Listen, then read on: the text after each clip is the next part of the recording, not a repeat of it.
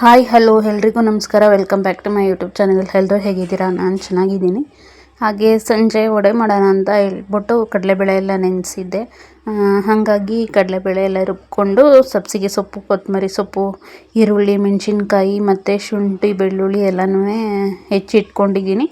ಹಾಗೆ ಇಲ್ಲಿ ಕಡಲೆಬೇಳೆನ ರುಬ್ಕೊತಾ ಇದ್ದೀನಿ ವಡೆಗೆ. ಅದಕ್ಕೆ ಕಡಲೆಬೇಳೆ ಜೊತೆಗೆ ಸ್ವಲ್ಪ ಅಕ್ಕಿನ ನೆನೆಸುವಾಗ ಹಾಕಬೇಕು. ಅದು ಆವಾಗ ವಡೆ ಕ್ರಿಸ್ಪಿಯಾಗಿ ಟೇಸ್ಟಿಯಾಗಿ ಚೆನ್ನಾಗಿ ಬರುತ್ತೆ. ಬರೀ ಕಡಲೆಬೇಳೆ ಹಾಕಿ ಮಾಡಿದ್ರೆ ಚೆನ್ನಾಗಿರಲ್ಲ. ಹಾಗೆ ಇಲ್ಲಿ ರುಬ್ಬಿರೋದೆಲ್ಲ ಹಾಕ್ಕೊಂಡು ಇವಾಗ ಚೆನ್ನಾಗಿ ಮಿಕ್ಸ್ ಮಾಡಿಕೊಂಡು ವಡೆನ ತಟ್ಕೋಬೇಕು. ನೀರು ಹಾಕಬಾರ್ದು ರುಬ್ಬುವಾಗ ವಡೆಗೆ. ಸೊ ಅವಾಗ ಏನಾಗುತ್ತೆ ಅಂತಂದರೆ ವಡೆ ಜಾಸ್ತಿ ಅಂದರೆ ಒಂದು 2-3 ದಿವಸ ಇಟ್ಕೊಂಡು ತಿನ್ಬೋದು. ನಾವು ನೀರು ಹಾಕ್ತು ಅಂತಂದರೆ ಇವತ್ತು ಮಾಡಿದ್ರೆ ನಾಳೆಗೇ ಅಳಿಸೋಗ್ಬಿಡುತ್ತೆ, ಅದು ಸ್ಮೆಲ್ ಬಂದುಬಿಡುತ್ತೆ. ಸೊ ಹಾಗಾಗಿ ಯಾವಾಗಲೇ ಆಗಲಿ ವಡೆ ರುಬ್ಬುವಾಗ ನೀರು ಹಾಕೊಳ್ದಂಗೆ ರುಬ್ಕೊಳ್ಳಿ. ಇಲ್ಲಿ ನೋಡ್ತಾ ಇರ್ಬೋದು, ಈ ಅದಕ್ಕೆ ಬಂದಿದೆ.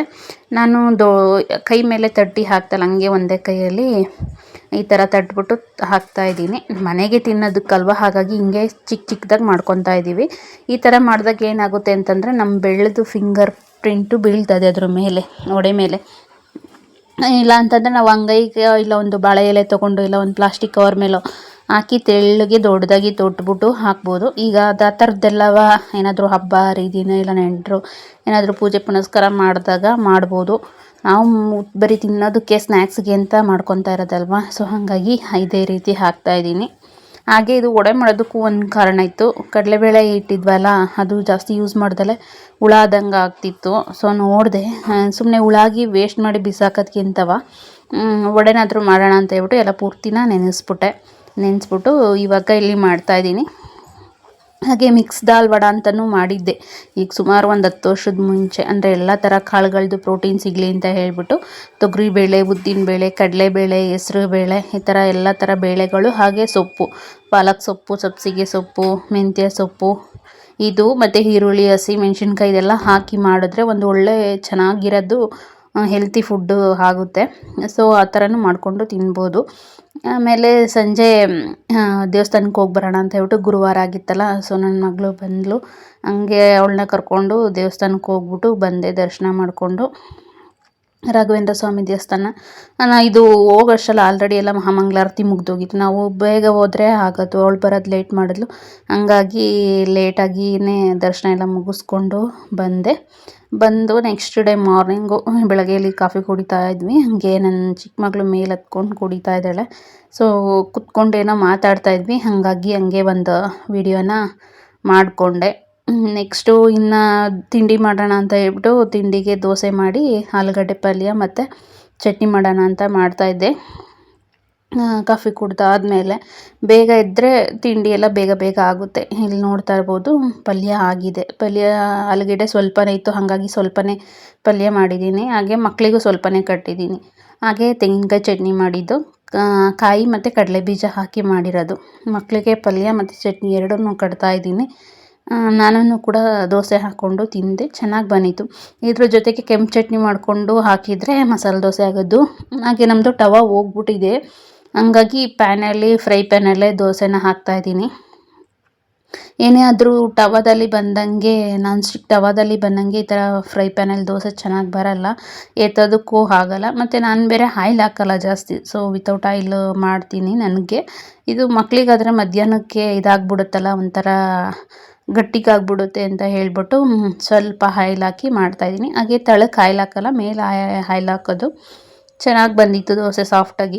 ಹಾಗೆ ದೋಸೆಗೆ ನೆನೆಸುವಾಗ ಏನೇನು ಹಾಕ್ತೀರಪ್ಪ ಅಂತಂದರೆ ಅಕ್ಕಿ, ಉದ್ದಿನಬೇಳೆ ಮತ್ತು ಸಬ್ಬಕ್ಕಿ, ಅವಲಕ್ಕಿ, ಇದಿಷ್ಟು ಮೆಂತ್ಯ ಕಾಳು ಸ್ವಲ್ಪ, ಹಾಗೆ ಒಂದು 4 ಅಂದರೆ 1 ಸ್ಪೂನಷ್ಟು ಕಡಲೆಬೇಳೆ ಹಾಕಿದ್ರೆ ಕ್ರಿಸ್ಪಿಯಾಗಿ ಬರುತ್ತೆ ದೋಸೆ, ಕಲರ್ ಬರುತ್ತೆ ತಳದಲ್ಲಿ.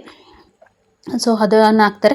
ಕೆಲವರು ತೊಗರಿಬೇಳೆ ಹಾಕ್ತಾರೆ. ಹಂಗಾಗಿ ಹಾಕಿ ಮಕ್ಕಳಿಗೆಲ್ಲ ಬಾಕ್ಸ್ ಕಟ್ಟಿದೆ. 8:45 ಆಗ್ಬಿಟ್ಟಿತ್ತು. ಸೊ ಇಲ್ಲಿ ತಲೆ ಬಾಚ್ತಾ ಇದ್ಲು ಅವಳು, ಹಂಗಾಗಿ ನಾನು ತಡಿ ದೋಸೆ ತಿನ್ನಿಸ್ಬಿಡೋಣ ಅಂತ ಹೇಳ್ಬಿಟ್ಟು ಮಕ್ಕಳಿಗೆ ಬೇಗ ಟೈಮ್ ಆಗೋಗುತ್ತೆ, ಹಂಗೆ ಎಸ್ಕೊಂಡು ಹೋಗ್ಬಿಡ್ತಾರೆ ಅಂತ ಹೇಳ್ಬಿಟ್ಟು ನಾನು ಇಲ್ಲಿ ದೋಸೆನ ತಿನ್ನಿಸ್ತಾ ಇದ್ದೆ ಇಬ್ಬರೂ ದೋಸೆ ತಿಂದ್ಕೊಂಡು ಆಮೇಲೆ ಸ್ಕೂಲಿಗೆ ಹೋದರು. ಇಲ್ಲ ಅಂತಂದರೆ ಹಂಗೆ ಹೋಗ್ಬಿಡ್ತಾರೆ. ಸೊ ಹಾಗಾಗಿ ತಿನ್ನಿಸ್ಬಿಡೋಣ ಅಂತ ಬಂದೆ. ಈ ಅರ್ಜೆಂಟಲ್ಲಿ ಮಕ್ಕಳು ಊಟ ಬಿಟ್ಟು ಹೋಯ್ತಾರೆ, ಆಮೇಲೆ ಏನಾದರೂ ಅವ್ರ ಹೆಲ್ತ್ ಪ್ರಾಬ್ಲಮ್ ಆಯಿತು ಅಂತ ಹೇಳ್ಬಿಟ್ರೆ ನಾವೇ ನೋಡಬೇಕು. ಸೊ ಹಾಗಾಗಿ ನಾನೇ ಇಬ್ಬರಿಗೂ ದೋಸೆನ ತಿನ್ನಿಸ್ತಾ ಇದ್ದೆ. ಹಾಗೆ ಅಪ್ಪ ಒಂದು ಗಡಿಯಾರ ತಗೊಂಬ ಅಂತ ಹೇಳಿದ್ರು ಊರಿಗೆ, ಅದನ್ನು ಬುಕ್ ಮಾಡಿದ್ದೆ. ಅದು ಬಂದಿತ್ತು. ಸೊ ಬಂದು ಚೆಕ್ ಮಾಡಿ ನೋಡಿದೆ, ಅಜಂತದ್ದು ರೌಂಡು ವೈಟ್ ಇರೋದನ್ನು ಬುಕ್ ಮಾಡಿದ್ದೆ. ಸೊ ಅದನ್ನು ತೊಗೊಂಬಂದು ನೋಡಿದೆ, ಚೆನ್ನಾಗಿದೆ. ಹಾಗಾಗಿ ಅದು ಶೆಲ್ ಹತ್ರ ಓಪನ್ ಆಗ್ದಂಗೆ ಇದು ಮಾಡಿರ್ತಾರೆ, ಹಾಗಾಗಿ ಓಡ್ತಾ ಇಲ್ಲ ಗಡಿಯಾರ. ಆಮೇಲೆ ಚೆಕ್ ಮಾಡಿಬಿಟ್ಟು ಎತ್ತಿಟ್ಟೆ. ಮತ್ತು ಇದು ಶುಕ್ರವಾರ ಸಂಜೆ, ಶುಕ್ರವಾರ ಇಲ್ಲಿ ದೇವಸ್ಥಾನಕ್ಕೆ ಹೋಗೋಣ ಅಂತ ಹೇಳ್ಬಿಟ್ಟು ಸಂಜೆ ಸ್ನಾನ ಮುಗಿಸಿ ಹೊರಟೆ. ಹಾಗೆ ಅನ್ನ ಮುದ್ದೆ ಎಲ್ಲ ಮಿಕ್ಕಿತ್ತು ನೆನೆದಿದ್ದು. ನಮ್ಮ ಮನೆಯವರು ಊಟ ಮಾಡಿರಲಿಲ್ಲ, ಹಾಗಾಗಿ ಇಲ್ಲಿ ನಮ್ಮ ಮನೆ ರೋಡಲ್ಲೇ ಹಸು ಕಟ್ತಾರೆ, ಅಂದರೆ ಹಸು ಆಡು ಎಲ್ಲ ಐತೆ ಅವ್ರ ಹತ್ರ. ಸೊ ಅಲ್ಲಿ ಬಂದು ಹಾಕ್ಬಿಟ್ಟು ಹೋಗೋಣ ಅಂತ ಹೇಳ್ಬಿಟ್ಟು ಮುದ್ದೆ ಅನ್ನ. ಎಲ್ಲರೂ ಅಷ್ಟೇ, ಇಲ್ಲಿ ನಮ್ಮ ಏರಿಯಾದಲ್ಲಿ ಸುತ್ತಮುತ್ತ ಇರೋರೆಲ್ಲ ಈ ಥರ ಕವರಲ್ಲಿ ತಂದು ಇಲ್ಲಿ ಇಟ್ಬಿಟ್ಟು ಒಯ್ತಾರೆ, ಏನೇ ಮಿಕ್ಕಿದ್ರೂ ಅದನ್ನು ಇವರು ಅಲ್ಲಿ ಮುಸ್ರೆಗಿರುತ್ತಲ್ಲ ಅದಕ್ಕೆ ಹಾಕ್ಬಿಟ್ಟು ಹಸುಗೆ ಕೊಡ್ತಾರೆ. ಸೊ ಹಂಗಾಗಿ ನಾವು ಏನೇ ಅನ್ನ ಸಾಂಬಾರು ಊಟ ಏನೇ ಮಿಕ್ತು ಅಂತಂದ್ರೆ ಕವರ್ಗೆ ಹಾಕ್ಬಿಟ್ಟು ತಂದು ಇಲ್ಲಿ ಇಟ್ಬಿಡ್ತೀವಿ, ಬಿಸಾಕೋದಕ್ಕೆ ಹೋಗಲ್ಲ. ಸೊ ಅದಾರು ಹಸು ಯಾರು ತಿನ್ನುತ್ತೆ ಅಂತ ಹೇಳ್ಬಿಟ್ಟು.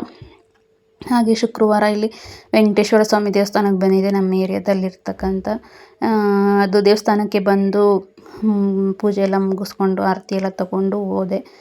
ಇದು ನನಗೆ ಆರೋಗ್ಯ ಸರಿ ಇಲ್ದಲೇ ಇರೋದ್ರಿಂದ ದೇವರ ಸ್ಥಾನಕ್ಕೆ ಹೋಗೋದನ್ನು ಸ್ಟಾರ್ಟ್ ಮಾಡಿದ್ದೀನಿ. ಏನೋ ಆ ದೇವ್ರ ದಯೆಯಿಂದ ನನಗೆ ಆರೋಗ್ಯ ಆಯಸ್ಸು ಕೊಟ್ಟರೆ ಸಾಕು, ಸಾಯೋವರೆಗೂ ದುಡ್ಕೊಂಡು ತಿನ್ಬೋದು ಅಂತ ಹೇಳ್ಬಿಟ್ಟು. ಹಾಗೆ ಇಲ್ಲಿ ಪದ್ಮಾವತಿ ಅಮ್ಮ, ಮಹಾಲಕ್ಷ್ಮಿ ಮತ್ತು ವೆಂಕಟೇಶ್ವರ ಸ್ವಾಮಿ ಇದೆ. ಹಾಗೆ ಇಲ್ಲಿ ಪಕ್ಕದಲ್ಲೇ ಭೂವರಹ ಸ್ವಾಮಿನೂ ಕೂಡ ಇದೆ.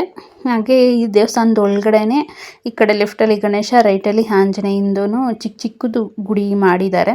ಹಾಗೆ ಇಲ್ಲಿ ದೊಡ್ಡದಾಗಿದೆ ಮಹಾಲಕ್ಷ್ಮಿ ಲೇಔಟಲ್ಲಿರ್ತಕ್ಕಂಥ ಶ್ರೀನಿವಾಸ ಟೆಂಪಲ್ಲು. ಹಾಗೆ ಇದನ್ನು ಮರಿ ತಿರುಪತಿ ಅಂತಲೂ ಕೂಡ ಅಂತಾರೆ.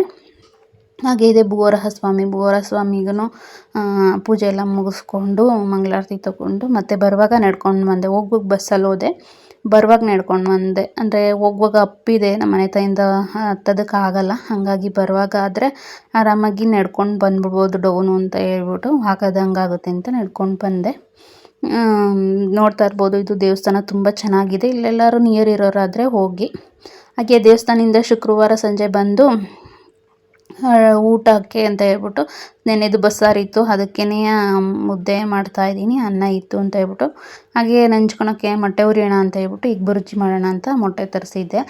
ದೇವಸ್ಥಾನಕ್ಕೆ ಹೋಗಿ ಬಂದು ಮೊಟ್ಟೆ ತಿಂತೀರಾ ಅಂತಂದರೆ ಶನಿವಾರ ತಿಂತೀವಿ ನಾವು, ಬಟ್ ನಾನು ತಿನ್ನಬಾರ್ದಿತ್ತು ಅಂತ ಅನ್ನಿಸ್ತು ನನಗೆ. ಯಾಕಂದರೆ ಅವತ್ತು ನೈಟು ಸಿಕ್ಕಾಬಟ್ಟೆ ಹೊಟ್ಟೆ ನೋವು ಬಂತು, ಆಮೇಲೆ ಮಾತ್ರೆ ನುಂಗ್ಬಿಟ್ಟು ಮಲಗಿದ್ದಾಯಿತು. ನೈಟೆಲ್ಲ ನಿದ್ದೆನೇ ಬರಲಿಲ್ಲ. ಇತ್ತೀಚೆಗೆ ಈ ಹೆಲ್ತ್ ಪ್ರಾಬ್ಲಮ್ ಇರೋದಕ್ಕೆ ನಿದ್ದೆನೇ ಬರ್ತಾಯಿಲ್ಲ. ಸೊ ಏನು ಮಾಡೋದು ಅಂತ ಹೇಳ್ಬಿಟ್ಟು ಆಮೇಲೆ ಯೋಚನೆ ಮಾಡಿದೆ, ದೇವಸ್ಥಾನಕ್ಕೆ ಹೋಗಿ ಬಂದಿದ್ದೆಲ್ಲ ಮೊಟ್ಟೆ ತಿನ್ನಬಾರ್ದಿತ್ತು ಅಂತ. ಸರಿ ಅಂತ ಹೇಳ್ಬಿಟ್ಟು ಈಗ ಮೊಟ್ಟೆನೆಲ್ಲ ಒಡೆದಾಕಿ ಎಗ್ ಬುರ್ಜಿನ ಮಾಡ್ತಾಯಿದ್ದೀನಿ. 5 ಮೊಟ್ಟೆ ತರಿಸಿದ್ದೆ 4 ಜನಕ್ಕೆ ಅಂತ ಹೇಳ್ಬಿಟ್ಟು. ಎಗ್ ಬುರ್ಜಿ ಜೊತೆಗೆ ಮುದ್ದೆ ಮಾಡಿ ಅನ್ನ ಬಸ್ಸಾರಲ್ಲಿ ಸಕ್ಕತ್ತಾಗಿರುತ್ತೆ, ಟ್ರೈ ಮಾಡಿ ನೋಡಿ. ಅಂದರೆ ಇವತ್ತು ಮಾಡಿರೋ ಬಸ್ಸಾರಿಗೆ ನಾಳೆ ಬೆಳಗ್ಗೆ ಮುದ್ದೆ ಮಾಡಿಬಿಟ್ಟು ಬಿಸಿ ಬಿಸಿ ಆ ಸಾರು ಮತ್ತು ಎಗ್ ಬುರ್ಜಿ ಮಾಡಿಕೊಂಡು ಊಟ ಮಾಡ್ತಾಯಿದ್ರೆ ಸಖತ್ತು ಟೇಸ್ಟಿ ಇರುತ್ತೆ. ನಾವು ಯಾವಾಗಲೂ ಹಂಗೆ ಮಾಡ್ತೀವಿ. ಶುಕ್ರವಾರ ತಿಂತೀವಿ ನಾವು ನಾನ್ ವೆಜ್ ಅಲ್ಲವಾ, ಸೊ ಹಾಗಾಗಿ ಮೊಟ್ಟೆ ಮಾಡ್ತಾ ಇರೋದು. ಬಟ್ ದೇವಸ್ಥಾನಕ್ಕೆ ಹೋಗಿ ಬಂದು ನಾನು ಮಾಡಬಾರ್ದಿತ್ತು ಅಂತ ಆಮೇಲೆ ಅನ್ನಿಸ್ತು. ಆದರೂ ನೀನೇನು ಪರವಾಗಿಲ್ಲ ಅಂತ ಹೇಳ್ಬಿಟ್ಟು ಮಾಡಿ ತಿಂದು. ಹಾಗೆ ಎಗ್ ಬುರ್ಜಿಗೆ ಸಿಂಪಲ್ಲಾಗೇ ಮಾಡೋದು, ಈರುಳ್ಳಿ, ಮೆಣಸಿನ್ಕಾಯಿ, ಕೊತ್ತಂಬರಿ 3 ಹಾಕೋದು ನಾನು, ಇನ್ನೇನು ಜಾಸ್ತಿ ಹಾಕೋಕ್ಕೆ ಹೋಗಲ್ಲ. ಹಾಗೆ ಎಣ್ಣೆ ಕಮ್ಮಿ ಹಾಕ್ತೀನಿ. ಹಾಗೆ ನೋಡ್ತಾ ಇರ್ಬೋದು, ಇಲ್ಲಿ ಊಟ ಮಾಡ್ತಾಯಿದ್ದೀನಿ. ಅನ್ನ ಮತ್ತು ಮುದ್ದೆ, ಬಸ್ಸಾರು ಮತ್ತು ಇದು ಏನದು ಎಗ್ ಬುರ್ಜಿ, ನೆನ್ನೆ ಮಾಡಿದ್ದು ಬಸ್ಸಾರು ಇತ್ತಲ್ಲ, ಸೊ ಹಾಗಾಗಿ ಸಬ್ಬಸಿಗೆ ಸೊಪ್ಪು ಮತ್ತು ಅವರೆಬೇಳೆ, ಸ್ವಲ್ಪ ಹೆಸ್ರು ಕಾಳು ಹಾಕಿ ಬಸ್ಸಾರು ಮಾಡಿದ್ದೆ. ತುಂಬ ಚೆನ್ನಾಗಿತ್ತು, ಒಂದು ಸಲ ಟ್ರೈ ಮಾಡಿ ನೋಡಿ, ಟೇಸ್ಟು ಸಖತ್ತಾಗಿರುತ್ತೆ. ಹಾಗೆ ಇದು ನನ್ನ ಚಿಕ್ಕ ಮಗಳಿಗಲ್ಲ ದೊಡ್ಡವಳಿಗೂ ಬ್ಯಾಗ್ ಬೇಕು ಸ್ಕೂಲ್ಗೂ ಕಾಲೇಜಿಗೆ ಹೋಗೋದು ಅಂತ ಬುಕ್ ಮಾಡಿದ್ಲು. ಅದು ಬಂದಿತ್ತು, ಅದನ್ನು ಚಿಕ್ಕ ಮಗಳು ಓಪನ್ ಮಾಡಿ ನೋಡ್ತಾ ಇದ್ದಾಳೆ. ಬ್ಯಾಗ್ ಕ್ವಾಲಿಟಿ ಏನು ಚೆನ್ನಾಗಿಲ್ಲ, ಬಟ್ 300 ಚಿಲ್ಲರೆ ಇತ್ತು. ಈಗೇನು ಮಾಡೋಕ್ಕಾಗಲ್ಲ ಅಂತ ಹೇಳ್ಬಿಟ್ಟು ಬುಕ್ ಮಾಡಿದ್ದು. ಇದಾಗಿತ್ತು ಇವತ್ತಿನ ಬ್ಲಾಗು. ವಿಡಿಯೋ ಇಷ್ಟ ಆಯಿತು ಅಂತಂದರೆ ಒಂದು ಲೈಕ್ ಮಾಡಿ, ಕಮೆಂಟ್ ಮಾಡಿ, ಶೇರ್ ಮಾಡಿ, ಹಾಗೆ ಸಬ್ಸ್ಕ್ರೈಬ್ ಮಾಡ್ಕೊಂಡು ನೋಡಿ, ಸಪೋರ್ಟ್ ಮಾಡಿ. ಹಾಗೆ ಪೂರ್ತಿ ವಿಡಿಯೋ ನೋಡಿದ್ದಕ್ಕೆ thank you so much. Please subscribe ಮಾಡ್ಕೊಂಡು ನೋಡಿ, ಲೈಕ್ ಮಾಡಿ.